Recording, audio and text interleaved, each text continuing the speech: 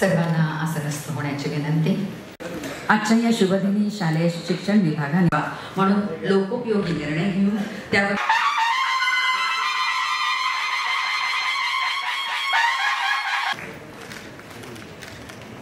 युवक युवतींना थेट जर्मनीतील युट्यूबवरील वाचनाचे महत्त्व या युवक युवतींना आणि त्यांना आवश्यकतेनुसार कौशल्य वृद्धीचं प्रशिक्षण शाळा या उपक्रमांच्या दुसऱ्या टप्प्याचं आज दुसऱ्या टप्प्याचं उद्घाटन होत आहे।